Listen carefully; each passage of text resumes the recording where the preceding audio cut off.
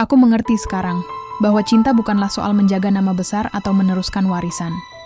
Cinta adalah membiarkan orang yang kau sayangi hidup dengan pilihan yang membuat mereka bahagia, meski itu berarti melepaskan.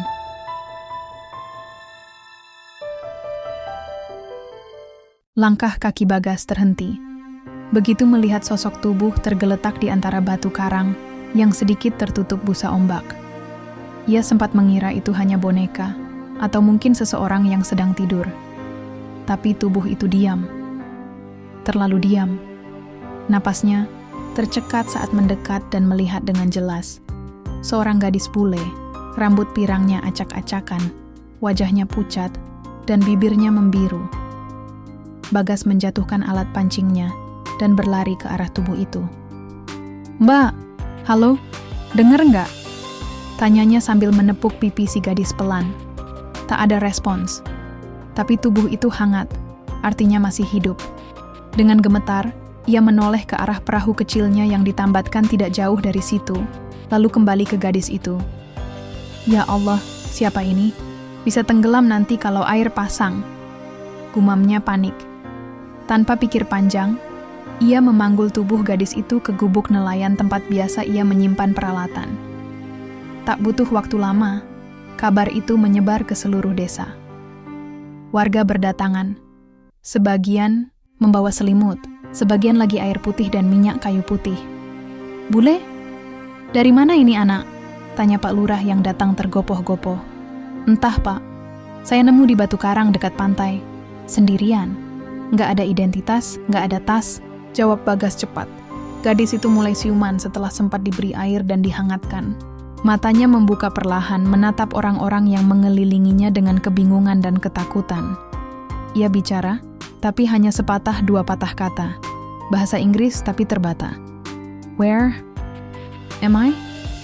What happened?" tanyanya dengan suara lirih. Beberapa anak muda desa yang bisa sedikit bahasa Inggris mencoba menenangkan. Namun respon si gadis justru makin panik saat menyadari ia tak tahu siapa dirinya. "Nama kamu siapa?" tanya seorang pemuda. Gadis itu terdiam, lalu memegang kepalanya. "I don't remember," gumamnya sambil terisak. Tangis gadis itu pecah. Ia memeluk dirinya sendiri, menggigil. Ia mencoba mengingat, tapi tak ada satupun potongan memori yang muncul. Wajah-wajah asing di sekelilingnya semakin membuatnya cemas. "Kasihan banget, Gusti. Amnesia," bisik seorang ibu. Bagas berdiri kaku, menyaksikan semua itu dengan hati yang campur aduk. Ia tak pernah membayangkan pagi harinya yang biasa dihabiskan, memancing bisa berubah jadi seaneh ini. Seorang gadis asing, tak tahu nama, tak tahu dari mana asalnya, dan terdampar begitu saja di pantai kampungnya. Karena tak ada yang tahu harus berbuat apa, akhirnya gadis itu dibawa ke rumah kepala desa. Sementara waktu, desa kecil seperti Ngrenehan tak punya rumah sakit besar, hanya puskesmas sederhana. Dokter di sana hanya bisa memastikan gadis itu tidak mengalami cedera serius, meski ia memang mengalami benturan ringan di kepala. Pemeriksaan pun dilakukan semampunya. Warga bahkan ikut mencarikan informasi ke kantor polisi terdekat, berharap ada laporan kehilangan orang asing. Tapi nihil. Tak ada laporan turis hilang beberapa hari terakhir. Hari itu, dunia desa seperti berhenti berputar hanya karena satu kejadian tak biasa. Munculnya seorang gadis bule amnesia tanpa identitas. Kalau sampai 3 hari nggak ada yang cari, bagaimana Pak Lurah? Tanya Pak RT sambil menyeruput kopi di teras rumah kepala desa. Pak Lurah menghela napas. "Ya, kita rawat sementara. Nanti kita kirim kabar ke kabupaten, siapa tahu bisa dilacak lewat kedutaan atau imigrasi." Sementara itu, gadis itu tetap diam. Ia duduk di ranjang bambu, menatap kosong ke arah langit-langit. Wajahnya masih pucat, tubuhnya masih lemah. Setiap kali seseorang mencoba bertanya, ia hanya menggeleng atau menjawab dengan lirih, "I don't know."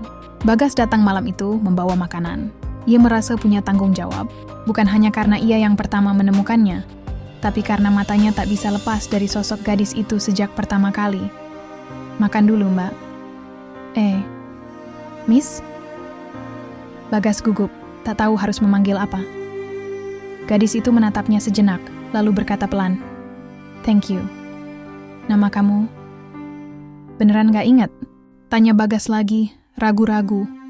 Gadis itu menatap kosong ke arah piring di depannya, lalu menggeleng. "Saya Bagas. Nelayan. Saya yang nemuin kamu di pantai." Gadis itu mengangguk pelan.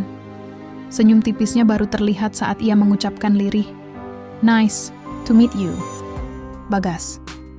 Itu jadi momen pertama mereka benar-benar berkenalan. Meski tanpa nama, tanpa identitas, gadis itu mulai membuka diri sedikit demi sedikit pada Bagas. Lelaki asing yang pertama ia lihat saat sadar kembali di dunia yang terasa begitu asing. Di luar rumah kepala desa, debur ombak malam kembali terdengar, pelan. Angin laut menerpa lembut, membawa serta pertanyaan-pertanyaan yang belum terjawab. Siapa gadis itu sebenarnya? Kenapa ia bisa terdampar di pantai Ngrenehan? Dan apa yang sebenarnya terjadi padanya? Bagas menatap langit yang mendung, seolah berharap jawabannya bisa jatuh dari langit. Tapi yang pasti, hidupnya tak akan lagi sama sejak hari itu. Dan benar saja, dalam waktu seminggu sejak ia menemukan gadis itu, hidup Bagas berubah drastis. Ia bukan hanya jadi pusat perhatian desa, tapi juga jadi bahan bisik-bisik tetangga. Tak sedikit yang mempertanyakan kenapa gadis itu dibiarkan tinggal begitu lama bersama Bagas di rumah kepala desa, tanpa keluarga, tanpa kepastian. Nama desa, Ngrenehan kecil, tapi telinga warganya besar. Apapun yang terlihat sedikit menyimpang dari norma, cepat sekali menyebar seperti api di musim kemarau. Gimana kalau tiba-tiba dia hamil? Siapa yang tanggung jawab? Kata Bu RT suatu sore, sambil mencuci piring di sumur belakang. Lhawong, Bagas itu masih lajang. Nggak pernah dekat sama perempuan. Sekarang tiba-tiba ngurus bule. Orang pasti curiga, sambung tetangga lainnya. "Jangan sampai nama baik desa kita rusak karena ini," kata Pak Lurah saat rapat malam itu bersama para tokoh masyarakat. Bagas duduk di pojokan, menunduk. Ia tahu arah pembicaraan. "Jadi begini, Gas," suara Pak Lurah perlahan tapi tegas. "Ini untuk menjaga kehormatan kamu dan juga dia. Masyarakat udah mulai ribut. Kami minta kamu menikahi dia. Secara adat. Nggak usah mewah. Yang penting, sah." Bagas mengangkat wajahnya. "Menikahi? Tapi dia bahkan nggak tahu siapa dirinya. Saya juga baru kenal. Kamu yang nemuin dia. Kamu yang rawat dia. Orang-orang udah mengira kalian punya hubungan khusus. Nggak bisa dibiarkan terlalu lama, Gas." Bagas bungkam. Hatinya penuh tanya. Ia memang iba pada gadis itu, yang kini ia panggil Lara, nama yang ia berikan semata karena gadis itu tampak selalu bersedih dan ia butuh dipanggil sesuatu. Tapi menikahi? Itu terlalu jauh. Ia bahkan belum tahu apakah Lara memang lajang. Bagaimana kalau ternyata ia sudah punya suami, keluarga, tunangan, namun tekanan semakin kuat. Bahkan ibunya sendiri, yang datang dari dusun sebelah setelah mendengar kabar itu, ikut membujuk. "Gas, kamu pikirin baik-baik. Kalau kamu nggak nikahi dia, kamu dan dia yang akan dituding macam-macam." Ibu nggak tega dengar orang ngomong sembarangan soal anak ibu. Dalam diam, Bagas tahu, ini bukan soal cinta. Ini soal menjaga harga diri. Bukan hanya dirinya, tapi juga gadis asing yang tak tahu harus lari kemana. Keesokan harinya, Bagas bicara pada Lara. "Lara," katanya perlahan, "ada yang harus kamu tahu." Lara menoleh, matanya jernih tapi kosong. Ia sudah mulai bisa bicara dalam bahasa Indonesia meski terbata. Bagas sering mengajarinya sehari-hari. Ia cepat belajar, tapi masih belum bisa mengingat masa lalunya. Setiap kali mencoba, ia selalu pusing dan menangis. "Apa?" tanyanya pelan. "Warga desa, mereka minta aku untuk menikah denganmu." Lara mengerutkan kening. "Menikah?" Bagas mengangguk pelan. "Bukan karena cinta, tapi karena untuk melindungi kamu, supaya orang-orang nggak salah sangka." Lara terdiam cukup lama. Lalu dengan suara nyaris berbisik, ia berkata, "Kalau itu bisa buat aku tetap tinggal di sini, aku setuju." Bagas tersentak. Ia tidak menyangka Lara akan menjawab secepat itu. "Kamu nggak harus. Aku bisa carikan tempat lain. Atau mungkin kita bisa..." "Aku nggak punya siapa-siapa," potong Lara. "Kamu yang pertama baik padaku. Aku percaya kamu." Kalimat itu menusuk hati Bagas. Kepercayaan yang datang dari seseorang yang kehilangan semuanya, diri, nama, masa lalu, terasa seperti beban besar. Tapi ia menerimanya. 2 hari kemudian, pernikahan itu digelar secara sederhana, di balai desa, dengan beberapa saksi, sesajen kecil, dan ijab kabul yang sederhana tapi sah. Lara mengenakan kebaya pinjaman, rambutnya dikepang seadanya. Bagas memakai baju koko dan sarung. Tak ada tawa, tak ada pesta, hanya sorot mata warga yang memandangi mereka, beberapa simpati, sebagian lain curiga, dan tak sedikit yang bersorak pelan, karena akhirnya masalah dianggap selesai. Iya, paling bule itu dulunya pacarnya, makanya mau nikah walau lupa. "Ingatan," bisik seorang ibu-ibu kepada temannya. "Syukurlah nggak bikin malu desa," sambung yang lain. Usai ijab kabul, Lara tersenyum kecil. "Sekarang, aku istrimu?" Bagas mengangguk, canggung. "Secara adat iya." Lara lalu menatap cincin kawin sederhana yang kini melingkar di jarinya. "Aku nggak tahu siapa diriku, tapi sekarang aku punya nama dan punya kamu." Bagas tak menjawab. Ia hanya memandang gadis itu lama, perasaan campur aduk. Malamnya, mereka tinggal di rumah peninggalan almarhum ayah Bagas. Rumah tua berdinding kayu di pinggir bukit. Suara laut masih terdengar dari kejauhan. Disinilah mereka memulai hidup sebagai suami istri yang bahkan belum saling mencintai. Bagas tidur di ruang tengah, Lara di kamar. Mereka sepakat untuk memberi jarak, setidaknya sampai waktu menjawab semuanya. Mereka seperti 2 orang asing yang terikat janji, tapi tidak tahu apakah janji itu akan bermakna atau tidak. Namun sejak malam itu, mimpi buruk mulai datang. Lara sering terbangun di tengah malam, menjerit dan menangis. Ia bermimpi berada di tempat gelap, tenggelam, dan seseorang mendorongnya ke dalam laut. Bagas selalu terbangun dan menenangkannya. "Kamu mimpi buruk lagi?" tanya Bagas suatu malam. Lara hanya mengangguk sambil gemetar. Bagas mengusap punggungnya perlahan. "Tenang, kamu aman di sini." Tapi jauh di dalam hati, Lara tahu dirinya belum sepenuhnya aman. Sesuatu dari masa lalunya masih terus membayangi, mengintai dari balik mimpi. Dan Bagas pun mulai merasa bahwa pernikahan mereka mungkin bukan akhir dari masalah, tapi justru awal dari teka-teki yang lebih besar. Hari-hari setelah pernikahan itu berjalan, lambat, seperti aliran sungai di musim kemarau. Lara tinggal bersama Bagas di rumah kayu sederhana itu, berusaha keras menjalani hari-harinya sebagai istri, meski ia sama sekali belum mengerti bagaimana caranya menjadi bagian dari kehidupan orang lain. Setiap pagi, Lara bangun sebelum matahari sepenuhnya muncul. Ia akan duduk di teras, menatap laut dari kejauhan, mencoba mengatur napas, dan menenangkan detak jantungnya yang selalu terasa tidak beraturan setiap kali bangun tidur. Kadang ia menangis tanpa alasan yang jelas. Kadang ia merasa sangat asing terhadap dirinya sendiri. Bagas tidak pernah menanyakan banyak hal.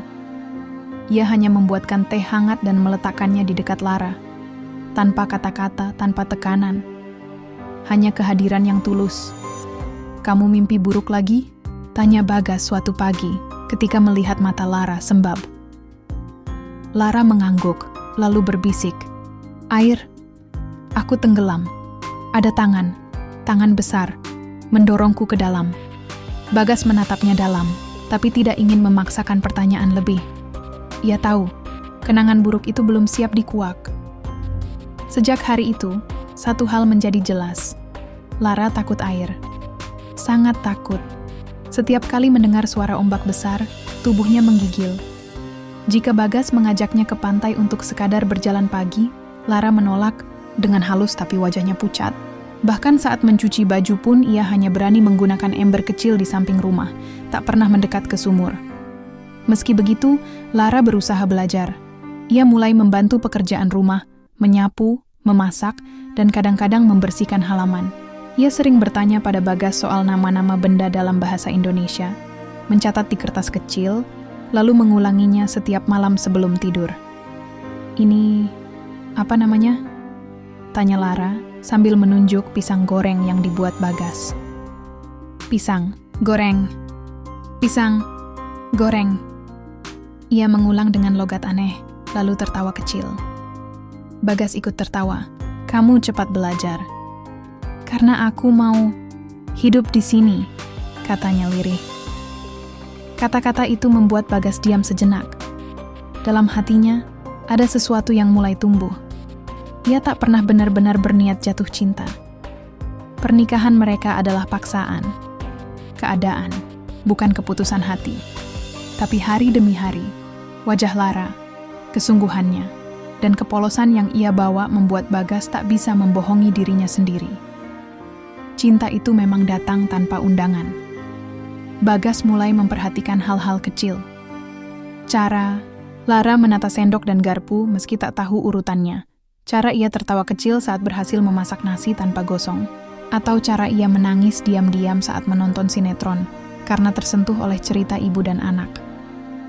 "Bagas," kata Lara suatu malam, "kenapa kamu baik sekali padaku?" Bagas berpikir sejenak.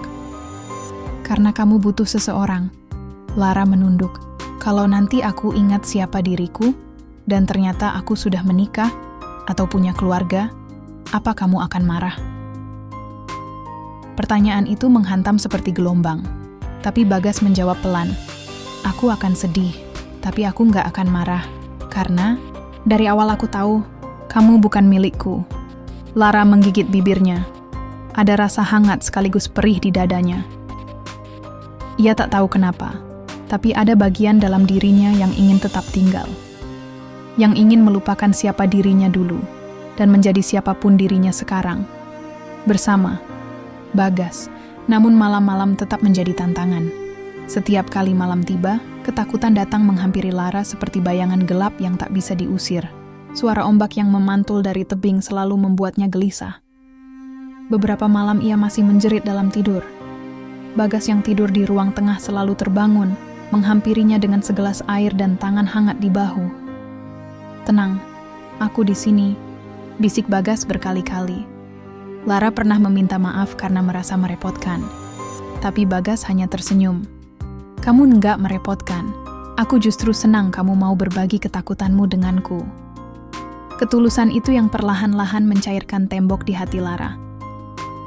Suatu sore, ketika langit mulai menguning dan suara burung-burung kembali ke sarangnya, Lara memberanikan diri mendekat ke pinggir tebing yang menghadap laut. Ia berdiri di samping Bagas, menggenggam tangan pria itu erat-erat. Tangannya dingin dan gemetar, tapi ia tak mundur. "Aku mau coba hadapi ketakutanku," katanya pelan. "Tapi, kamu jangan jauh-jauh ya." Bagas menoleh dan tersenyum. "Aku nggak akan kemana-mana." Mereka berdiri di sana cukup lama. Ombak bergulung di bawah, angin membawa aroma garam yang tajam, dan langit mulai berubah jingga. Tak ada kata-kata, hanya keheningan yang menyatukan mereka.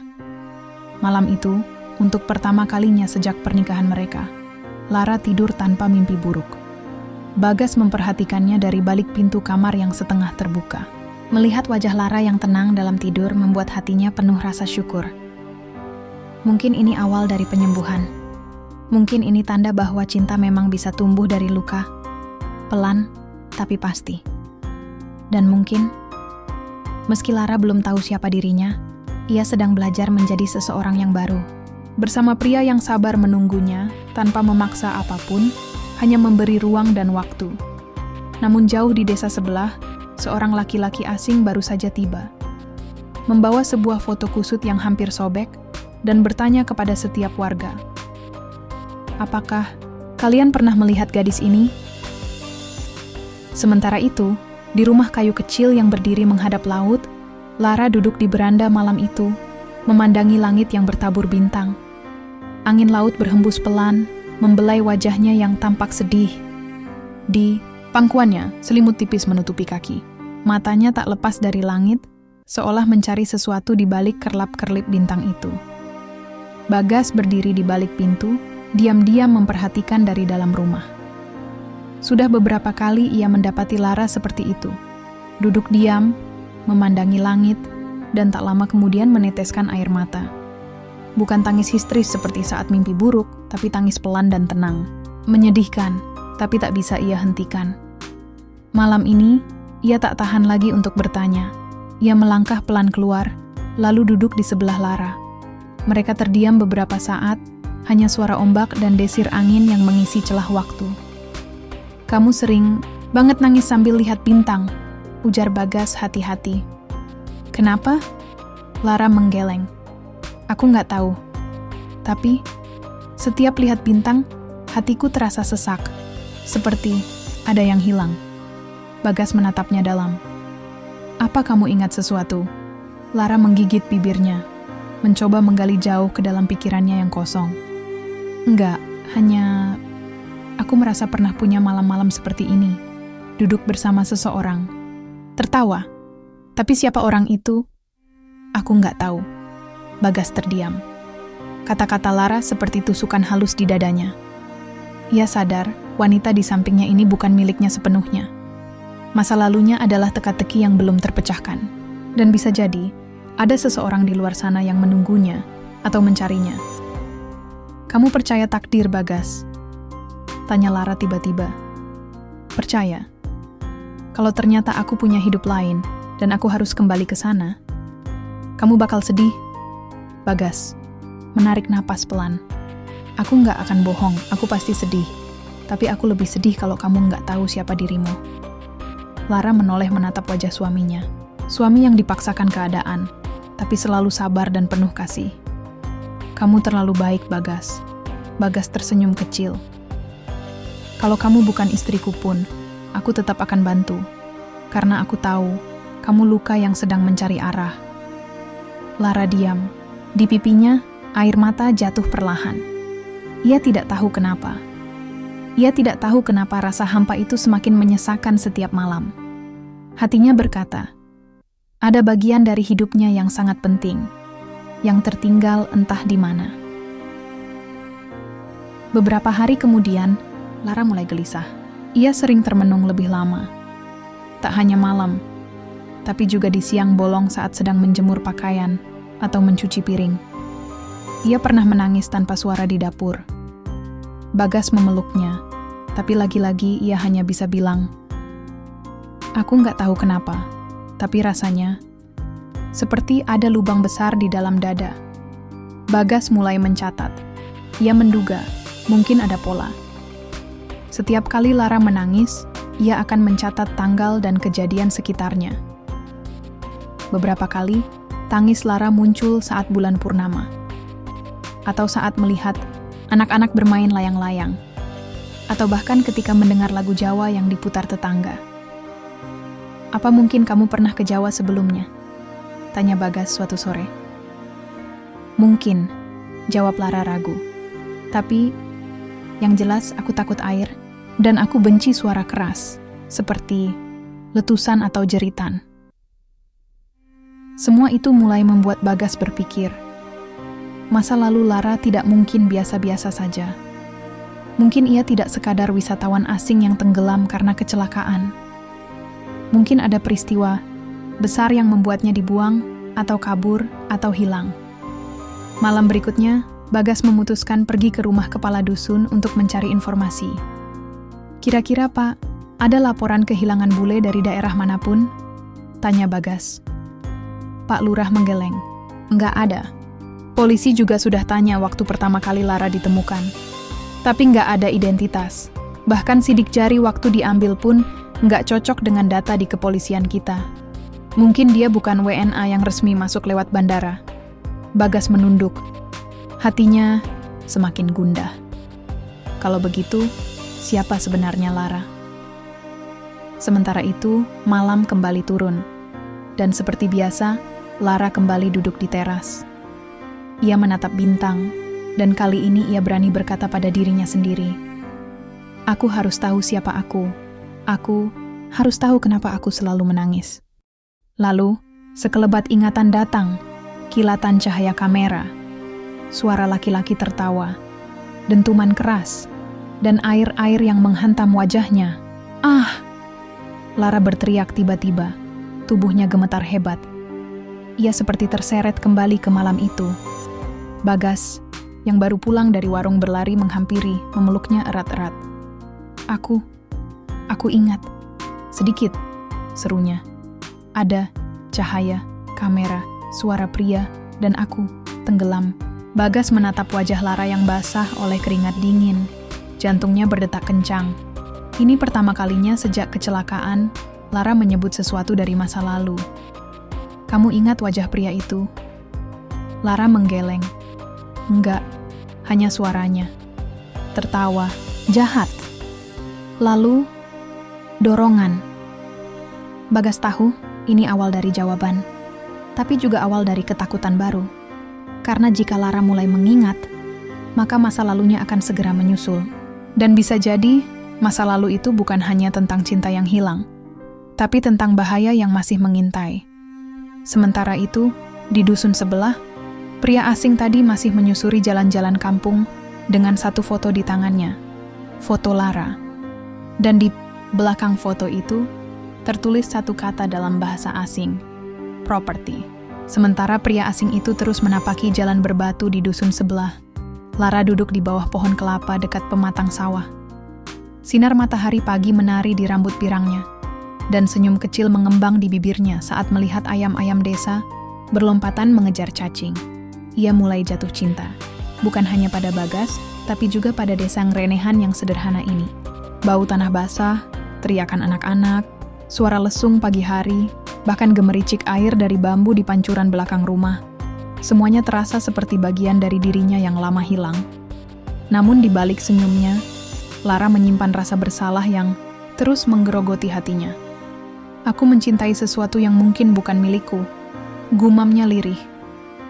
Bagas yang dari tadi mengamatinya dari kejauhan, berjalan mendekat dengan 2 gelas air kelapa di tangannya. Ia tahu betul kebiasaan Lara yang suka duduk di sini setiap pagi, mengamati sawah dan hewan ternak warga yang lalu lalang. "Kok bengong?" tanya Bagas, sambil menyerahkan gelas. Lara mengambilnya dan tersenyum. "Aku cuma mikir hidup di sini. Tenang banget ya, aku suka." Bagas hanya mengangguk. Senyum di bibirnya tertahan. Dalam hati, ia bersyukur dan juga takut.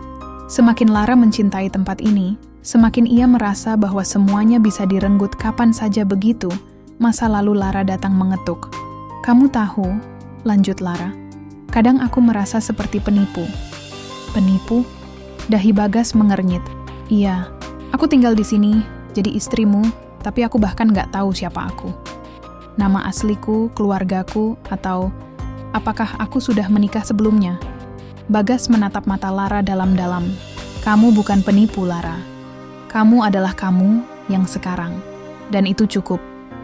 Lara menunduk. Ucapan Bagas menenangkan, tapi tetap saja hatinya tak bisa berbohong. Ia merasa seperti orang yang tengah berpura-pura menjadi bagian dari cerita yang bukan miliknya.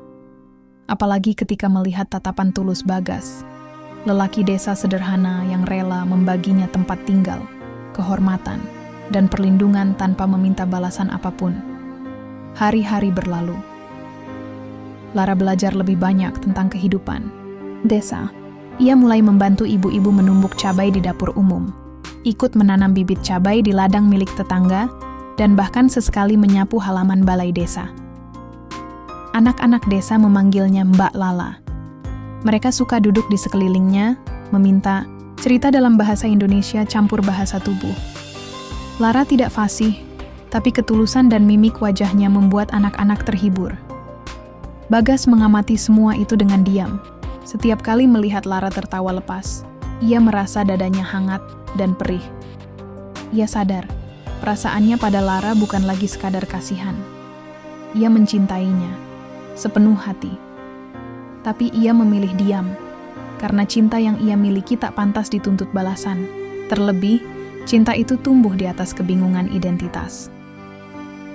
Pada suatu malam, ketika listrik padam dan desa hanya diterangi lampu minyak, Lara keluar rumah membawa lilin. Ia duduk di balai-balai kayu depan rumah sambil menatap kunang-kunang yang menari di sawah. "Bagas," panggilnya pelan saat lelaki itu ikut duduk di sebelahnya. Kalau suatu hari aku ingat semuanya, dan aku harus pergi, apa kamu akan menahanku?" Bagas menatap jauh ke sawah yang gelap. "Kalau kamu bahagia, aku rela kamu pergi. Tapi jujur, aku pengen kamu tetap di sini." Lara mengangguk pelan. Jawaban itu membuat air matanya menggenang. Ia tak tahu kenapa, tapi semakin lama ia merasa ia ingin menjadi milik tempat ini, menjadi bagian dari rumah itu. Menjadi istri Bagas bukan karena terpaksa oleh adat desa, tapi karena keinginannya sendiri.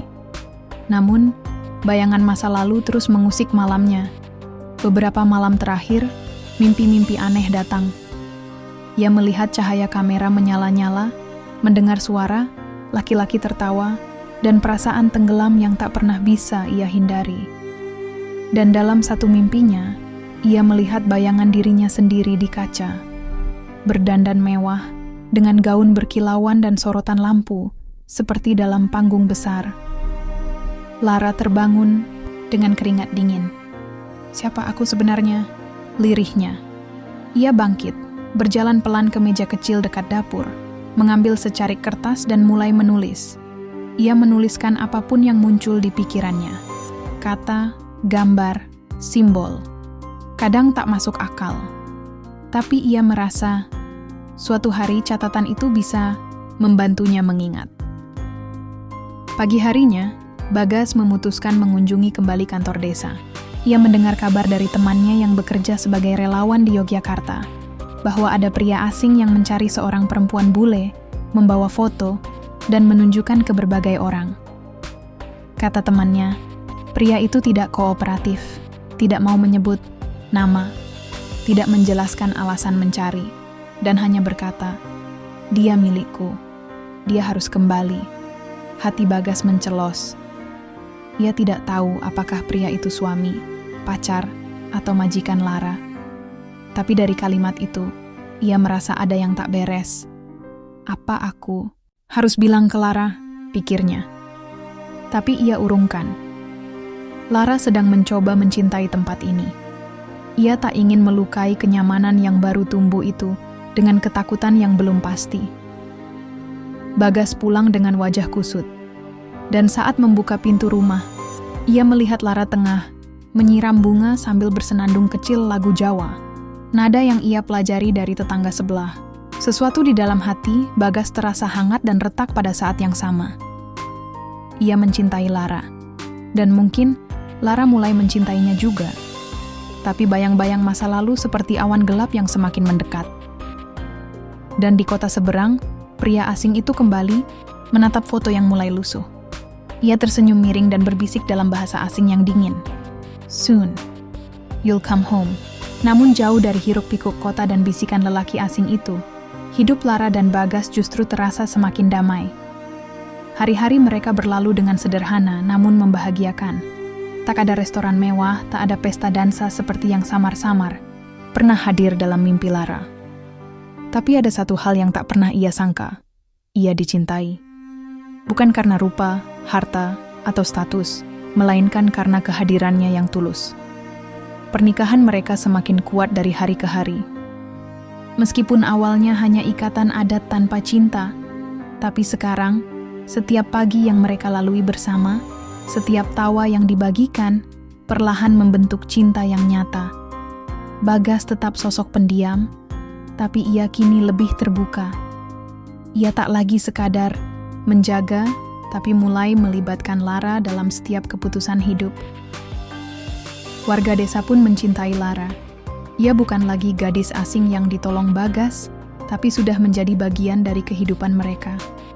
Bahkan Pak RT sering berkata kepada Bagas, "Kowe beruntung, Gas. Lara iku berkah sing ora dikira-kira." Lara pun merasa demikian.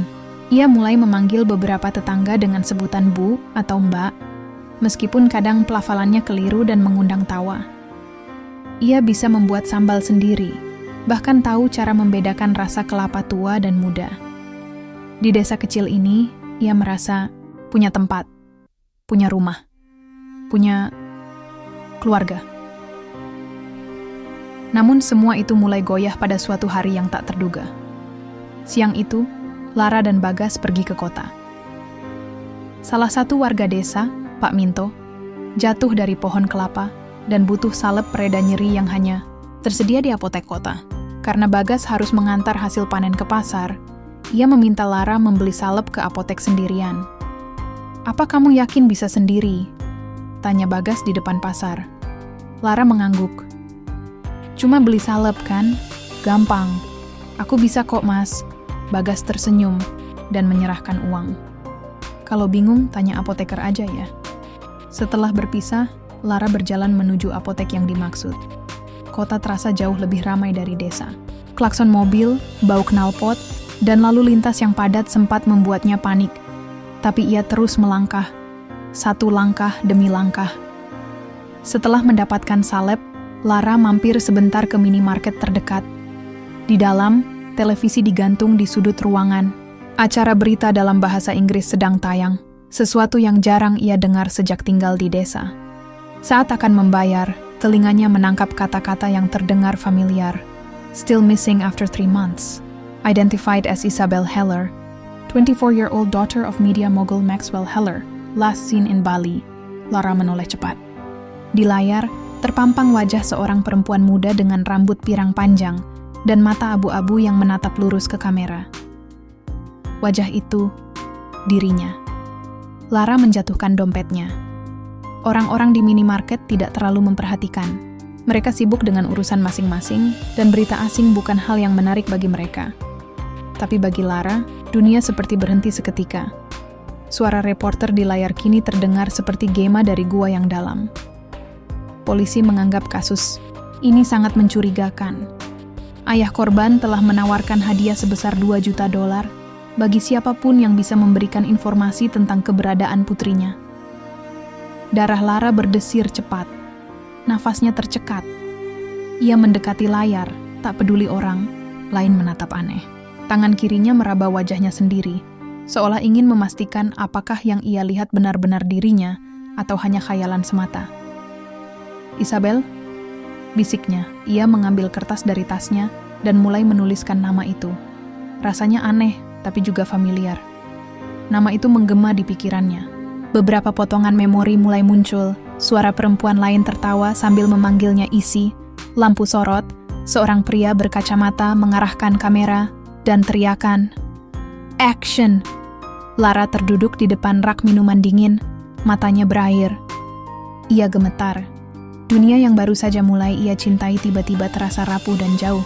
Ia memandang salep di tangannya dan bertanya pada diri sendiri, siapa aku sebenarnya? Ia cepat-cepat keluar dari minimarket dan berlari ke pasar tempat Bagas menunggu. Nafasnya ngos-ngosan, wajahnya pucat. "Mas, kita pulang sekarang," katanya panik. Bagas langsung tahu ada sesuatu yang salah. Di atas gerobak, Lara hanya diam. Sepanjang perjalanan pulang ke desa, ia tidak bicara sepatah kata pun. Malam itu, setelah makan malam yang hening, Lara duduk di kamar sendirian. Ia membuka catatan kecil yang selama ini ia isi dengan gambar dan kata-kata tak jelas. Di antara catatan itu, ia menuliskan satu kalimat, "Aku mungkin bukan Lara." Bagas masuk ke kamar dan melihat Lara termenung. "Kamu kenapa?" Lara menatapnya, matanya penuh air. "Aku lihat diriku di TV, Mas. Berita asing, namaku bukan Lara. Katanya aku hilang. Aku dicari. Ayahku, katanya orang kaya." Bagas duduk di sebelahnya, hening beberapa saat. "Kalau kamu memang bukan Lara, kamu mau pergi?" Lara menunduk. "Aku nggak tahu. Aku takut. Aku bahkan nggak ingat siapa aku. Tapi kalau memang itu benar, apa aku harus kembali ke tempat yang bahkan aku sendiri nggak ingat?" Bagas menggenggam tangan Lara. "Aku nggak akan menahan kamu, Lara. Tapi aku juga nggak akan melepaskan kamu sendirian ke dunia yang menyakitimu. Kita cari tahu sama-sama. Tapi sampai kamu yakin, kamu tetap istriku. Tetap Lara, yang tinggal Di rumah ini, yang aku sayangi, Lara menatap wajah Bagas, dan untuk pertama kalinya malam itu, ia menangis sejadi-jadinya. Bukan karena takut, tapi karena hatinya terbelah. Ia mungkin milik orang lain, tapi jiwanya sudah tertambat di sini, di rumah kayu sederhana, di tangan kasar lelaki desa bernama Bagas. Dan di kejauhan di sebuah hotel mewah di Jakarta, seorang pria mengangkat telepon dan berkata, lokasinya sudah ditemukan. Dia hidup di sebuah desa bernama Ngrenehan. Pernyataan itu bergema di ruang rapat yang sunyi. Pria bertubuh tegap, berkemeja putih rapi, berdiri membelakangi jendela besar yang menghadap ke pusat kota Jakarta. Di hadapannya, layar besar menampilkan foto seorang gadis muda berambut pirang yang diambil dari kamera CCTV minimarket. Wajah itu tak mungkin salah. Meski rambutnya kini lebih gelap dan gaya berpakaiannya jauh dari glamor, tak satu pun dari mereka yang ada di ruangan meragukan identitasnya. Isabel Charlotte Whitmore Hamilton, ucap pria itu lirih, seolah nama itu menampar kenangan yang telah lama ia kubur. Putri tunggal Senator Jonathan Hamilton, pewaris keluarga politik dan bisnis paling berpengaruh di pantai timur Amerika. 3 tahun lalu, Isabel dilaporkan hilang dalam kecelakaan kapal pesiar pribadi yang karam di perairan Indonesia.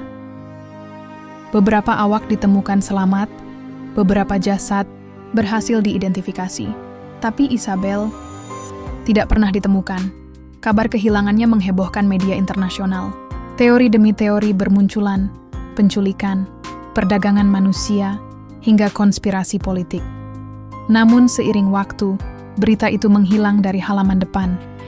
Dunia mulai melupakannya, kecuali satu orang, ayahnya. Senator Hamilton tidak pernah berhenti mencari. Ia menyewa detektif swasta, agen investigasi, bahkan menggunakan jalur diplomatik. Tapi semua jalan buntu, hingga sekarang. Di desa Ngrenehan, Lara, atau Isabel, tidak tahu dunia sedang bergerak mencarinya.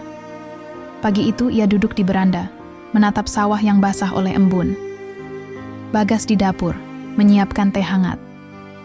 Hari-hari, setelah kejadian di minimarket berlalu seperti kabut. Lara, atau siapapun namanya, lebih banyak diam. Ia mencatat mimpi-mimpinya, menggambar wajah-wajah asing yang muncul tiba-tiba, dan mencoba mencari sesuatu yang bisa menjelaskan siapa dirinya sebenarnya.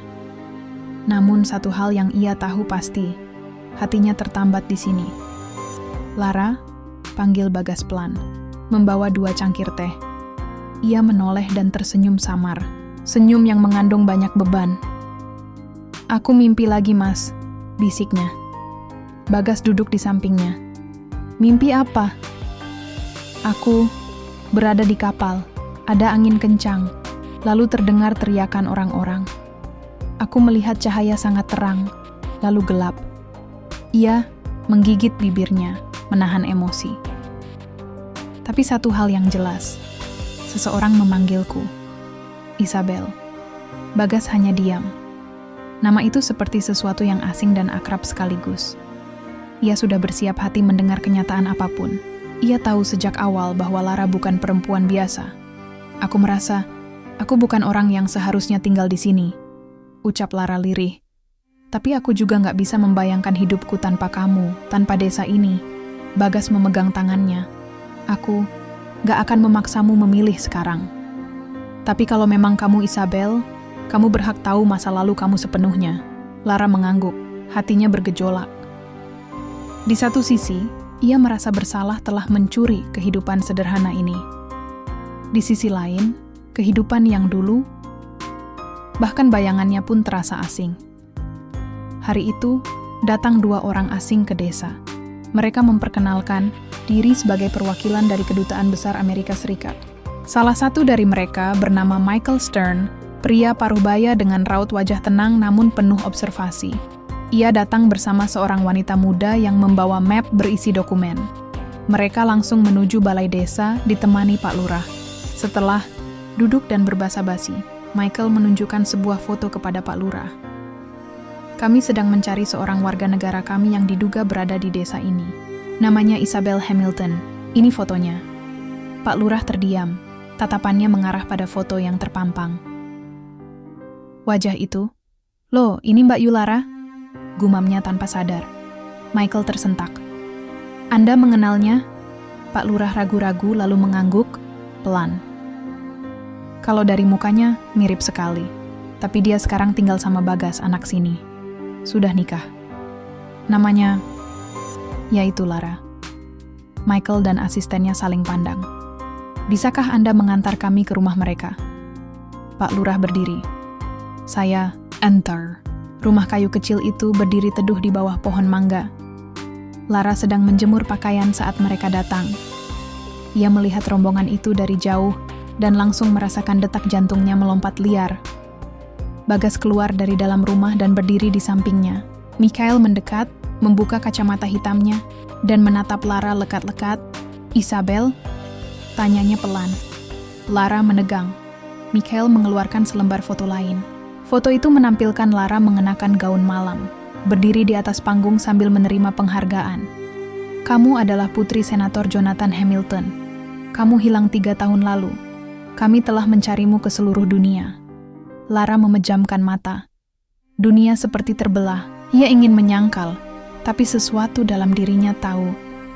"Ini benar. Aku nggak ingat semua itu," bisiknya. "Kami bisa bantu memulihkan ingatanmu. Ada dokter-dokter, ada catatan keluarga. Dan ayahmu sangat merindukanmu." Air mata mulai menggenang di mata Lara. Bagas menggenggam tangannya diam-diam. "Kami tidak akan memaksa," lanjut Michael. "Tapi kamu perlu tahu siapa dirimu sebenarnya. Dunia menunggumu kembali." Lara tidak menjawab. Malamnya, rumah kecil itu diselimuti keheningan. Tak ada suara jangkrik yang menenangkan, hanya suara hati yang terus berbicara.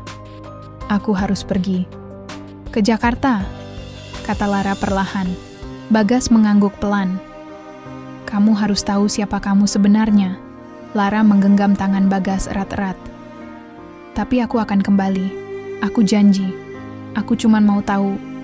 Bukan berarti aku akan pergi selamanya." Bagas menatap matanya dalam. "Kamu nggak perlu janji, Ra. Kalau hatimu memang untukku, aku percaya kamu akan kembali. Tapi kalau tidak, aku tetap bersyukur pernah jadi bagian dari hidupmu." Lara menangis malam itu. Bukan karena kehilangan masa lalu, tapi karena takut kehilangan masa kini yang sudah ia cintai sepenuh hati. Dan esok pagi, dengan koper pinjaman dari Pak Lurah dan baju seadanya, Lara, atau Isabel, menaiki mobil hitam menuju Jakarta.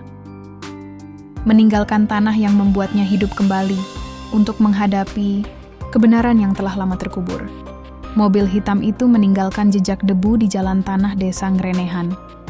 Di dalamnya, Lara duduk membisu di kursi belakang, menatap keluar jendela sambil memegang erat tas kecil berisi benda-benda yang belakangan ini menjadi bagian dari hidupnya. Selembar foto bersama Bagas, kalung pemberian Bu Warti, dan sebuah buku kecil tempat ia mencatat mimpi-mimpinya. Hatinya bergetar. Ia memang pergi untuk menemukan masa lalu, tapi perasaan bersalah mulai merayapi langkahnya. Bukan pada siapa-siapa, melainkan pada dirinya sendiri. Sebab entah mengapa, kehidupan yang baru ia jalani bersama Bagas terasa jauh lebih nyata dan hangat dibanding potongan masa lalu yang kini tiba-tiba menghampirinya. Jakarta menyambut Lara dengan wajah yang asing dan mencolok. Gedung-gedung tinggi, deru kendaraan, dan keramaian manusia membuat kepalanya pening. Michael dan asistennya membawanya ke hotel mewah di pusat kota. Kamar itu besar dan terang, tapi terasa sunyi. Tak ada suara jangkrik, tak ada embun pagi, tak ada bau tanah dan kayu basah. "Kita akan mulai pemeriksaan besok," kata Michael sambil menaruh koper Lara di dekat lemari. "Dokter pribadi keluargamu akan datang dari Washington. Ayahmu sudah diberitahu." Lara mengangguk. Ia ingin bertanya, tapi pikirannya penuh. Malam itu ia duduk sendiri di balkon, menatap langit Jakarta yang kelabu dan nyaris tanpa bintang. Tangannya memegang foto dirinya dan Bagas yang diambil Bu Warti saat mereka menanam pohon jambu belakang rumah. "Apa benar ini rumahku yang sebenarnya?" gumamnya. Keesokan harinya, dokter dan psikolog datang silih berganti. Mereka berbicara pelan, memperlihatkan foto-foto masa kecilnya. Ulang tahun ke-7, pesta kelulusan SMA, saat ia berdiri di samping sang ayah di podium kampanye. Saat kapal pesiar itu karam, kamu sempat dinyatakan selamat oleh salah satu awak yang terakhir melihatmu. Tapi pencarian tak membuahkan hasil. Setelah itu semua hilang. Jelas salah satu dokter. Kalau aku memang putri senator, ucap Lara perlahan. Kenapa aku tak merasa seperti itu? Karena trauma, Isabel. Pikiranmu melindungimu dengan menghapus bagian tertentu dari memori. Itu sering terjadi. Lara terdiam. Ia mulai percaya. Ya, mungkin memang benar ia Isabel. Tapi, mengapa hatinya justru tak merasa utuh di tempat ini? Kabar kepulangan Isabel Charlotte W. Hamilton menyebar seperti api. Media internasional berlomba-lomba mengabarkan berita tentang putri senator yang hilang dan ditemukan hidup di desa kecil di Indonesia. Foto-fotonya saat berada di minimarket tersebar di internet. Wawancara dengan orang-orang desa pun mulai bermunculan. Tak butuh waktu lama, desa Ngrenehan menjadi sorotan dunia. Wartawan-wartawan asing datang dengan kamera besar, tenda liputan, dibangun di dekat balai desa. Truk siaran langsung parkir di pinggir sawah. Pak Lurah kewalahan. Ia bahkan sampai menolak wawancara beberapa kali karena lelah menjawab pertanyaan yang sama. Bu Warti menutup warungnya sementara waktu karena orang-orang asing terus berdatangan. Sementara Bagas hanya diam di rumah. Ia menatap layar TV kecil di ruang tamu. Wajah Lara muncul di layar, tampak canggung dalam balutan blazer putih dan rambut yang ditata rapi. Narasi reporter menyebutnya dengan lantang. Isabel Hamilton kembali dari kematian. Bagas menunduk. Hatinya terasa seperti robek, perlahan tapi pasti. Warga desa ikut terkejut. Mereka selama ini mengenal Lara sebagai gadis sederhana yang ramah dan penuh kasih. Tak pernah mereka bayangkan bahwa perempuan itu ternyata putri dari tokoh besar dunia. Yo, tapi Lara tetap Lara, yang suka bantu Pak Karno narik jala di sungai, yang ngajarin anak-anak ngaji tiap malam Jumat, ujar salah satu warga saat diwawancara. Kalau dia sekarang orang penting, ya syukur. Tapi buat kami, dia tetap bagian dari sini. Sementara itu, di Jakarta, Lara mendengar kabar soal keramaian di desanya melalui berita dan telepon dari Pak Lurah. Ia merasa tak enak. Aku nggak mau desa itu rusak karena aku, ucapnya pada Michael. Bisa nggak dihentikan semua ini? Michael menghela napas. Kamu bukan orang biasa, Isabel. Apapun yang kamu lakukan, dunia akan memperhatikan. Apalagi setelah ini. Ayahmu ingin kamu pulang ke Amerika. Ada konferensi pers besar, dan dunia menunggu penjelasanmu. Tapi, aku belum siap, bisiknya. Ia tak bisa berhenti memikirkan Bagas. Bagaimana lelaki itu kini menonton semua ini dari kejauhan, sendirian. Ia tahu, Bagas takkan menahannya. Tapi ia juga tahu, Bagas adalah rumah yang sesungguhnya. Hari kelima, Lara, atau Isabel, memutuskan pulang ke desa, meski hanya sebentar. Ia datang dengan mobil kedutaan, tapi minta turun di pinggir hutan, agar bisa berjalan sendiri ke rumah. Saat langkah kakinya menginjak tanah yang basah oleh gerimis semalam, hatinya berdebar. Bagas sedang menebang ranting pohon saat ia datang. Tubuhnya diam, tapi matanya langsung menangkap sosok yang berjalan mendekat. Lara berdiri di hadapannya, matanya berkaca-kaca. Aku datang bukan untuk meminta apapun, katanya pelan. Aku cuma pengen pulang sebentar, ke rumah. Bagas memandangnya lama, lalu mengangguk. Kamu gak perlu minta izin buat pulang. Dan malam itu, untuk pertama kalinya setelah sekian hari, langit desa terlihat terang kembali. Bintang-bintang muncul malu-malu, dan angin malam membawa bau kayu, tanah, dan kenangan. Lara duduk di beranda. Bagas di sampingnya. Mereka tidak banyak bicara. Hanya duduk berdampingan, seperti malam-malam sebelumnya, saat kehidupan belum berubah drastis, saat dunia belum menuntut Lara untuk menjadi seseorang yang asing baginya. Malam itu, keduanya tahu, kebersamaan itu hanya sebentar. Dan fajar esok, akan memisahkan mereka lagi. Pagi datang dengan gerimis tipis dan udara dingin yang menusuk kulit. Lara berdiri di depan rumah dengan koper kecil di tangannya. Mobil kedutaan sudah menunggu di ujung jalan. Bagas berdiri di ambang pintu, tangan dimasukkan ke saku celana, matanya memandang tanah.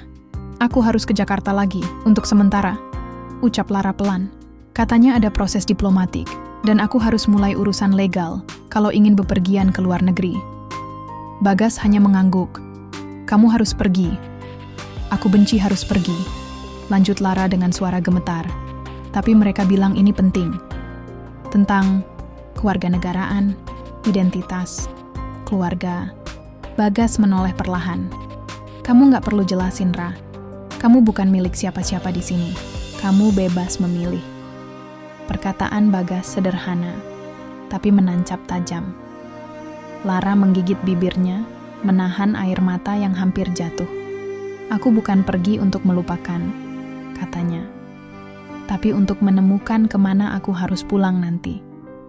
Bagas masih diam, tapi senyumnya tipis, seolah ingin berkata, "Kalau kamu ingin kembali, aku akan tetap di sini." Lara melangkah pelan menuju mobil. Sebelum masuk, ia menoleh sekali lagi. Bagas masih berdiri di tempat yang sama, tak bergerak, tapi seluruh tubuhnya bicara banyak. Ia lelaki yang belajar mencintai dalam diam dan melepas dengan lebih banyak diam. Jakarta kali ini terasa lebih dingin dari sebelumnya. Hotel yang sama, ruangan yang sama, tapi suasana berbeda. Kini Lara tak sekadar wanita asing yang hilang ingatan, ia menjadi pusat perhatian publik dunia. Diundang dalam pertemuan kenegaraan, dijadwalkan bertemu tokoh-tokoh penting, bahkan beberapa organisasi menawarkan beasiswa, pekerjaan, dan proyek sosial atas nama kemanusiaan. Ia merasa seperti boneka dalam panggung besar. Pihak kedutaan menyusun jadwalnya padat. Pagi hingga malam, ia dipenuhi pertemuan, pemeriksaan, dan latihan menjawab media. Di depan kamera, ia harus tersenyum. Di balik layar, ia lelah. Michael, asisten diplomatik yang selama ini menemaninya, tampak semakin tegang. "Kamu harus bersiap untuk konferensi pers minggu depan," katanya.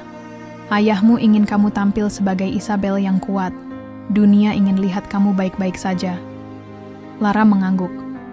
Ia tahu ini bagian dari proses. Tapi dalam hatinya, ia masih merasa Lara, gadis desa yang tertawa saat mengangkat ember air di sumur, yang belajar mengolah tanah, dan yang menangis saat melihat Bagas luka karena jatuh dari pohon kelapa. Ia mulai menulis surat untuk Bagas. Surat, panjang yang tak pernah ia kirim. Tiap malam ia menulis di buku kecilnya, menuangkan rindu dalam bentuk kata-kata. "Bagas, apakah hujan masih turun di sana? Apakah kamu masih duduk di bawah pohon mangga, membaca koran sore? Aku merindukan aroma sawah basah dan suaramu saat menyebut namaku." Namun surat itu hanya disimpan, tak pernah dikirim, sebab ia tak ingin mengganggu ketenangan Bagas. Ia takut perasaannya hanya akan menambah beban. Di desa, Bagas kembali menjalani hari-harinya, tapi semuanya terasa berbeda. Tak ada lagi tawa Lara di dapur, tak ada lagi suara langkahnya setiap pagi, tak ada lagi kalimat sederhana yang menenangkan. Warga desa sesekali menanyakan kabar Lara. Mereka ikut bangga, tapi juga kehilangan. "Bagas, kamu bangga kan? Istrimu sekarang dikenal dunia," ujar Pak Lurah sambil tersenyum saat mereka bertemu di kebun. Bagas mengangguk. "Bangga, Pak." Namun dalam hati, ia tak tahu bagaimana caranya membanggakan seseorang yang terasa semakin jauh. Cinta mereka kini diuji jarak dan status. Ia lelaki desa yang tak tamat SMA, dan Lara kini menjadi Isabel, pewaris keluarga elit politik Amerika Serikat. Ia tidak ingin menyabotase hidup Lara dengan memintanya kembali. Ia hanya berharap Lara menemukan alasan yang cukup kuat untuk memilih pulang. Waktu terus berjalan. Beberapa minggu kemudian, Lara mendapat kabar bahwa ia harus berangkat ke Amerika untuk bertemu keluarganya. Pihak senator ingin kepulangannya menjadi simbol rekonsiliasi dan harapan. Persiapan sudah dimulai, bahkan tiket pesawat sudah dipesan. Namun malam sebelum keberangkatan, Lara berdiri di balkon hotel. Ia menatap langit Jakarta, seperti yang sering ia lakukan di desa. Ia memegang satu surat di tangannya, surat terakhir yang ia tulis untuk Bagas. Kali ini, ia memutuskan mengirimnya. Dengan tangan gemetar, ia turun ke lobi, membeli amplop dan perangko, lalu meminta staf hotel mengirimkannya ke alamat yang hanya ia tahu letak pintu gerbangnya, rumah, kayu kecil di tepi ladang jagung dengan bau asap dapur yang khas. Beberapa hari kemudian, di sore yang tenang, Bagas menerima surat itu. Amplop putih tanpa nama pengirim, hanya bertuliskan, untuk Bagas, dari seseorang yang sedang mencari rumahnya. Ia membuka perlahan dan membaca kalimat demi kalimat dengan mata yang berair. Bagas, aku pergi bukan untuk meninggalkan. Aku pergi untuk mengerti siapa aku dan apa arti pulang bagiku. Tapi setelah semua ini, aku tahu. Tempat paling aku rindukan adalah di sampingmu, di bawah langit penuh bintang. Saat kita tidak perlu bicara apa-apa untuk saling mengerti. Tunggu aku kalau kamu masih mau. Aku akan pulang, aku janji, Lara. Bagas menggenggam surat itu. Ia tak tahu apa yang akan terjadi nanti. Tapi untuk pertama kalinya sejak Lara pergi, hatinya tenang. Sebab cinta sejati tak perlu banyak janji. Cukup keyakinan dan kesetiaan dalam diam. Dan itulah yang Lara rasakan malam itu. Di kamar hotel mewah dengan lampu kota yang menyala seperti bintang di bumi. Ia duduk memeluk lutut di atas ranjang. Surat yang ia kirim untuk Bagas sudah tak bisa ditarik kembali. Tapi kata-katanya menguatkan hatinya sendiri. Ia sudah tahu ke mana harus pulang. Pagi harinya, Michael mengetuk pintu kamarnya dengan ekspresi penuh semangat. Isabel, kita harus ke bandara 2 jam lagi. Ayahmu sudah menunggu. Semuanya sudah siap. Lara tidak menjawab. Ia hanya menatap keluar jendela. Tempat matahari pagi muncul perlahan seperti harapan yang baru. Michael mendekat, sedikit heran dengan sikapnya yang tenang, tapi tak biasa. Kamu, oke? Ini besar sekali, Isabel. Amerika menunggumu, keluargamu menunggumu. Perlahan, Lara berdiri dan menoleh. Senyumnya lembut, namun sorot matanya tegas. Aku tahu, katanya lirih. Tapi aku nggak akan pergi. Michael terbelalak. Apa? Maksudmu? Aku tidak akan ke Amerika. Aku tidak akan naik pesawat hari ini. Mungkin aku tidak akan pernah pergi. Michael menghela napas, mencoba mengatur emosi. Lara, maksudku, Isabel, ini bukan hanya soal kamu. Ini menyangkut reputasi keluargamu. Ayahmu senator. Dunia menunggu konferensi pers besok. Aku mengerti, Lara mengangguk. Matanya mulai berkaca-kaca. Tapi aku juga menunggu. Menunggu momen di mana aku boleh memilih untuk bahagia sebagai diriku sendiri. Bagaimana dengan identitasmu? Masa depanmu? Lara menatap lurus padanya. Identitasku bukan ditentukan dari paspor atau garis keturunan, tapi dari siapa yang mau bersamaku dalam gelap dan terang. Dan aku menemukannya di sebuah desa kecil yang bahkan tak ada di peta dunia. Michael diam. Ia tahu tak ada gunanya memaksa. Perempuan di depannya bukan lagi gadis bingung yang ia rawat setahun terakhir. Perempuan ini sudah menemukan dirinya, justru saat semua orang berusaha menariknya kembali. Berita keputusannya mengejutkan. Dunia.media menyebutnya putri senator yang memilih hidup di desa. Ada yang memujinya sebagai perempuan mandiri yang berani. Ada pula yang menyebutnya bodoh karena melepas kehidupan penuh kemewahan. Ayahnya mengirim utusan, memintanya berpikir ulang. Tapi Lara menolak dengan hormat. Ia hanya berkata, "Ayah, terima kasih telah mencariku. Tapi aku sudah menemukan rumah yang kucari. Aku mohon, izinkan aku menjalani hidup yang kupilih sendiri." Dan setelah menyelesaikan proses legal yang rumit, serta menandatangani dokumen penolakan formal sebagai warga Amerika Serikat, Lara kembali pulang. Pulang ke tempat di mana ia bisa tertawa, tanpa harus sempurna, menangis tanpa malu, dan mencintai, tanpa harus jadi siapa-siapa. Hari itu, langit cerah tanpa awan. Angin berhembus lembut seperti menyambut pulangnya seseorang yang lama hilang. Mobil hitam itu berhenti di depan rumah kayu yang sudah berbulan-bulan ia rindukan. Lara turun pelan, mengenakan gamis sederhana dan sandal tali. Ia membawa tas kecil, berisi pakaian dan buku-buku catatan yang ia tulis selama di Jakarta. Dari kejauhan Bagas melihatnya datang. Ia tidak bergerak, seperti tak yakin itu nyata. Tapi saat mata mereka bertemu, keduanya tahu. Tidak ada lagi yang harus dijelaskan. Lara melangkah cepat, lalu memeluknya erat, tanpa kata, tanpa perlu alasan. "Aku pulang," bisik Lara di dadanya. Bagas tidak menjawab. Ia hanya mengusap rambut Lara dengan gemetar, seolah takut perempuan itu akan menghilang lagi. Beberapa minggu kemudian, desa kembali damai seperti sedia kala. Warga menerima Lara dengan tangan terbuka. Ia kembali membantu di posyandu, menanam bibit sayuran, dan mengajar anak-anak menulis alfabet. Malam-malam mereka dipenuhi tawa kecil, suara jangkrik, dan kehangatan yang tak bisa dibeli oleh kekayaan atau nama besar. Suatu sore, Bagas membawa sebuah bingkisan kecil ke teras rumah. Lara membuka isinya, sebuah kalung rotan sederhana dengan liontin kayu berbentuk hati. "Ini buat apa?" tanyanya sambil tertawa. Bagas tersipu. "Aku nggak punya banyak uang buat beli emas, tapi aku pengen kasih sesuatu yang bisa kamu pakai setiap hari." Lara meraih tangan Bagas. "Aku nggak butuh emas, Gas. Yang aku butuh cuma kamu dan desa ini." Mata mereka saling bertemu, dan di situ mereka tahu, cinta yang sejati tidak pernah butuh megahnya pesta, cukup ketulusan yang tak terputus oleh waktu. Mereka menikah kembali. Kali ini, dengan kesadaran penuh. Bukan karena kecelakaan atau pelarian, tapi karena pilihan. Pilihan untuk hidup bersama. Pilihan untuk saling menggenggam, meski dunia di luar memanggil dengan segala gemerlapnya. Dan Lara, gadis asing yang pernah hilang ingatan, kini telah menemukan dirinya.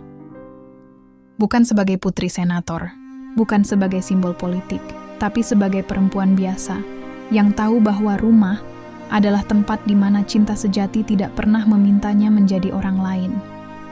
Itulah kalimat yang Lara ulang-ulang dalam wawancara pertamanya dengan stasiun televisi lokal setelah keputusannya kembali tinggal di desa kecil bersama Bagas menjadi buah bibir internasional.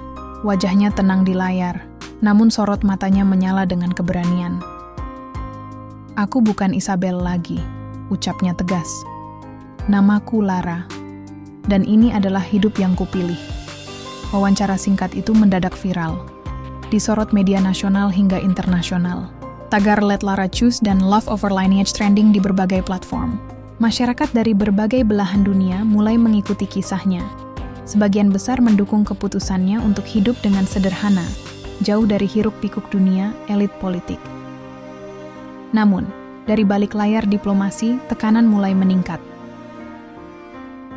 Pemerintah Amerika, di bawah tekanan keluarga Hamilton dan opini konservatif dalam negeri, mengeluarkan permintaan resmi kepada pemerintah Indonesia untuk memulangkan Isabel Hamilton, warga negara AESAS yang diklaim hilang dan ditemukan dalam kondisi rawan darurat. Kedutaan Besar Amerika mengirimkan tim khusus ke desa. Pagi itu, 3 mobil hitam berpelat diplomatik masuk ke desa. Warga menatap penuh tanda tanya, sementara Bagas yang sedang menyapu halaman langsung berdiri dan menatap ke arah rumah.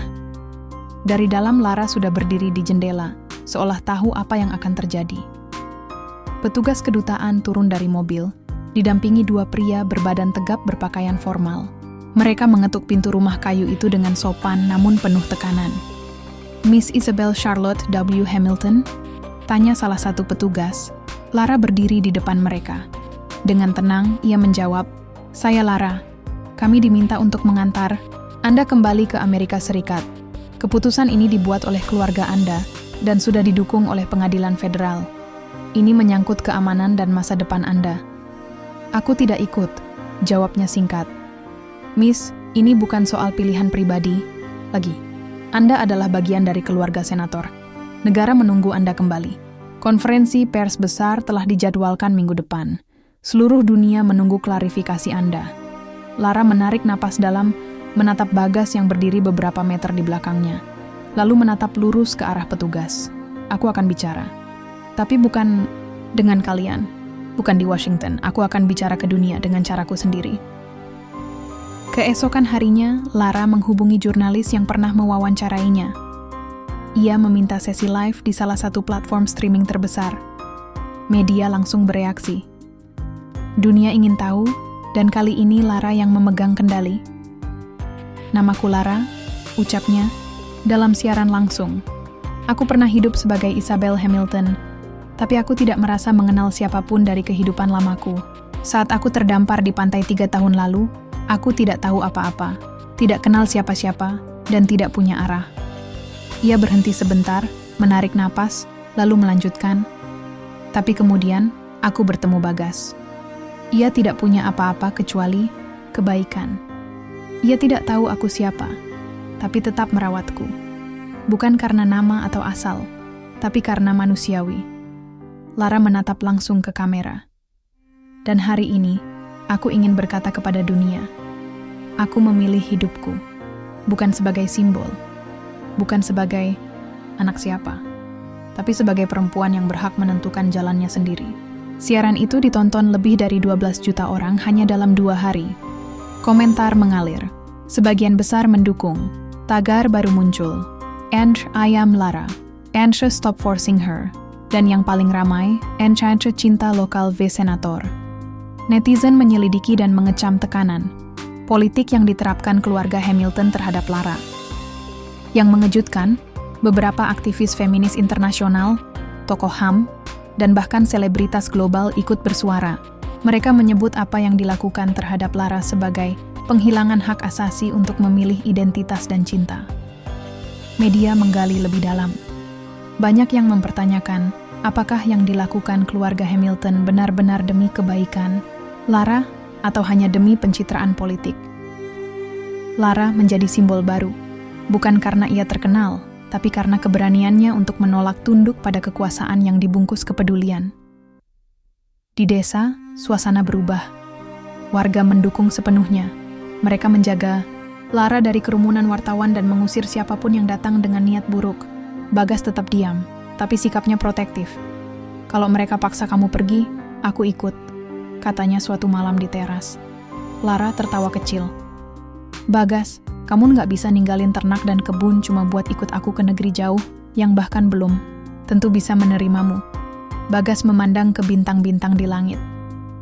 "Kalau kamu bisa tolak semua itu demi aku, masa aku nggak bisa? Aku nggak sehebat kamu, Ra.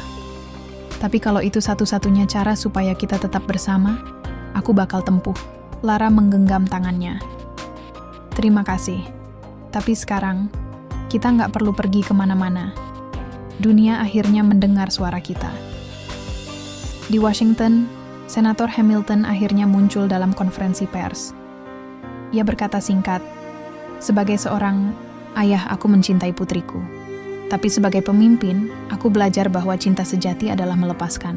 Itu satu-satunya pernyataan resmi darinya, sebelum membatalkan semua rencana membawa Lara pulang secara paksa. Hari-hari kembali berjalan damai di desa. Kali ini, benar-benar damai. Lara mengajar anak-anak di balai desa.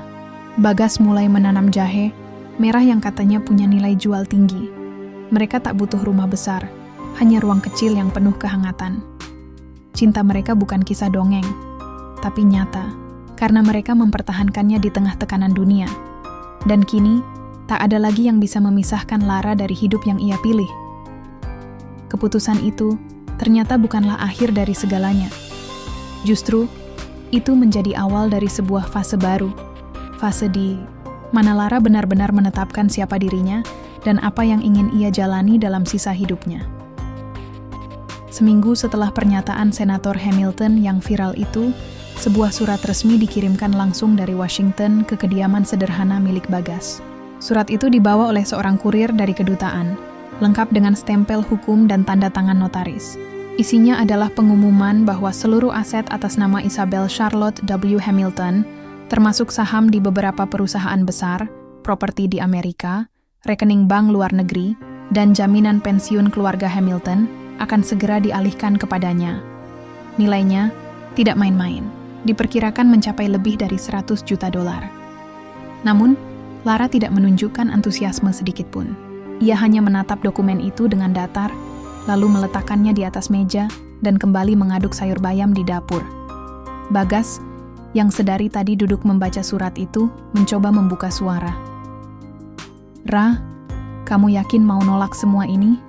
Ini bukan cuma uang, ini masa depan kamu." Lara tersenyum.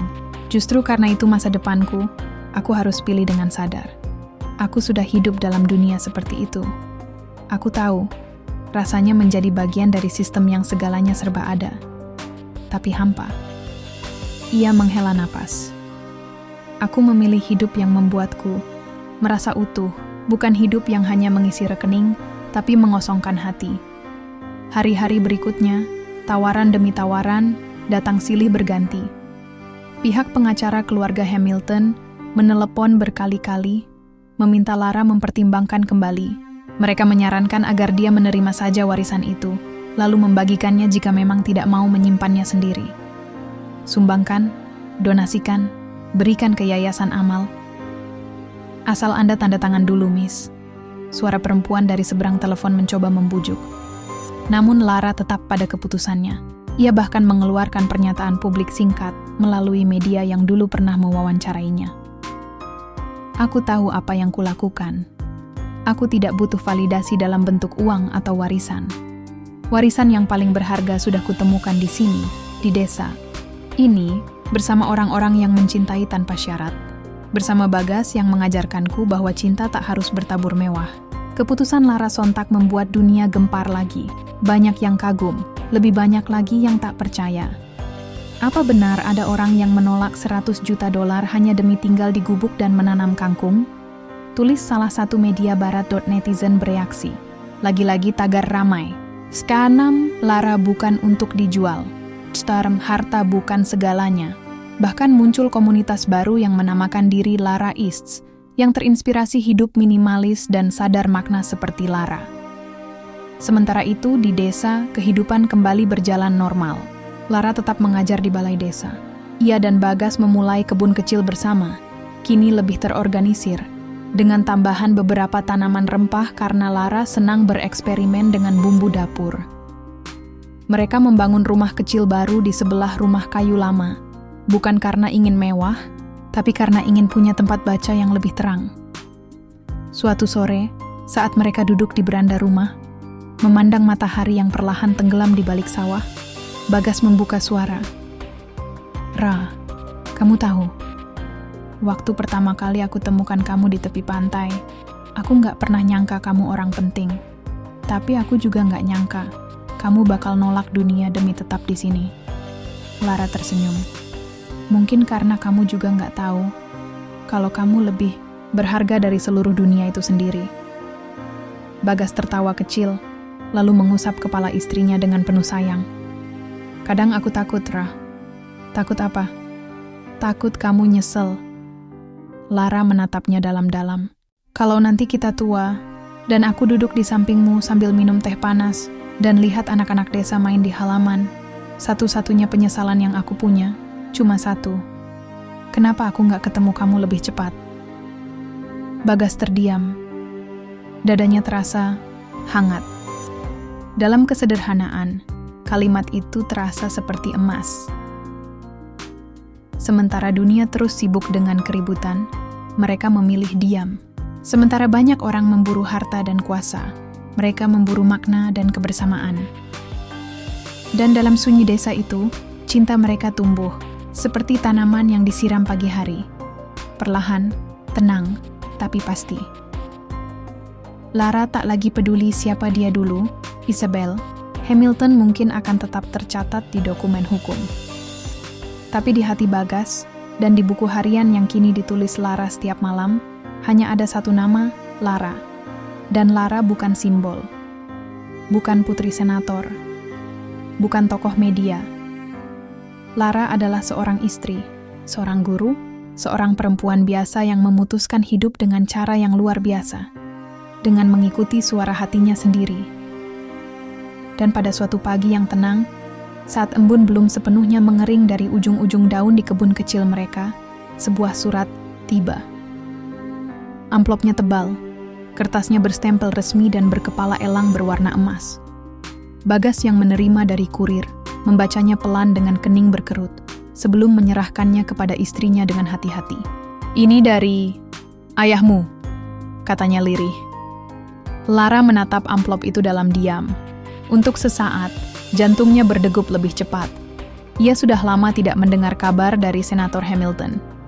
Sejak ia menolak warisan dan memutuskan untuk hidup sepenuhnya sebagai Lara, tak ada lagi komunikasi antara mereka. Sampai pagi ini, ia membuka amplop itu perlahan.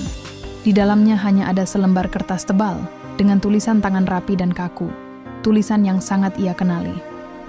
"Lara atau Isabel, apapun nama yang kau pilih. Aku menulis ini bukan sebagai senator, tapi sebagai seorang ayah yang telah kalah.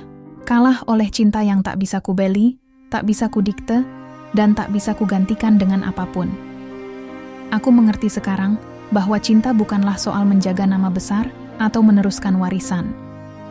Cinta adalah membiarkan orang yang kau sayangi hidup dengan pilihan yang membuat mereka bahagia, meski itu berarti melepaskan. Aku tidak akan memaksamu kembali. Dunia di sini tetap berputar tanpamu, tapi hatiku akan terus mengingatmu. Jaga dirimu, jaga hatimu, dan tolong jaga anakku, dirimu sendiri, dengan baik. Salam terakhir, ayahmu James W. Hamilton." Lara menutup surat itu perlahan dan mengusap ujung matanya yang mulai mengembun. Tak ada dendam di dadanya, hanya semacam kelegaan. Mungkin inilah yang selama ini ia tunggu. Pengakuan bahwa ia punya hak penuh atas hidupnya. Bagas menggenggam tangannya diam-diam. Mereka tidak banyak bicara hari itu. Tapi dari cara Lara bersandar di bahunya saat sore mulai turun, Bagas tahu bahwa hatinya sedang tenang. Bahagia. Penuh. Beberapa bulan berlalu. Musim hujan datang, sawah-sawah kembali menghijau, dan kehidupan desa berjalan dengan ritmenya yang hangat dan sederhana. Lara mulai mengisi waktu dengan membuat buku harian menjadi naskah. Ia menulis kisahnya, bukan untuk terkenal, tapi untuk berbagi bahwa tidak semua kehilangan adalah akhir, dan tidak semua yang sederhana itu kecil. Buku itu kemudian diterbitkan oleh sebuah penerbit kecil di Jogja. Judulnya, Kembali Menjadi Lara. Tak disangka, buku itu menjadi fenomena. Banyak perempuan dari berbagai penjuru negeri merasa terwakili. Tak sedikit yang menulis surat balasan, bercerita bahwa kisah Lara memberi mereka keberanian untuk mengambil alih hidup sendiri. Bagas takjub. Baginya, istrinya adalah seorang legenda yang lahir dari ketenangan, bukan sorotan. Ia masih ingat hari saat ia menemukan Lara di pantai, bingung, diam, dan basah kuyup. Dan kini, Lara berdiri tegak sebagai sosok yang menemukan dirinya kembali. Bukan dari gedung tinggi, tapi dari sawah, hujan, dan cinta yang tumbuh perlahan. Suatu sore, Lara berdiri di beranda rumah mereka. Di pangkuannya, seorang bayi perempuan tertidur pulas, dibalut selimut tenun khas desa. Bayi itu mereka beri nama Asmara karena lahir dari cinta yang tak dipaksa. Bagas datang membawa 2 cangkir teh jahe, meletakkannya di meja kayu. "Lihat langit sore ini," ucap Bagas pelan. Lara mengangkat wajah. Langit berwarna jingga lembut, dengan awan tipis mengalir seperti lukisan. Indah sekali. Bagas duduk di sebelahnya. "Kamu bahagia?"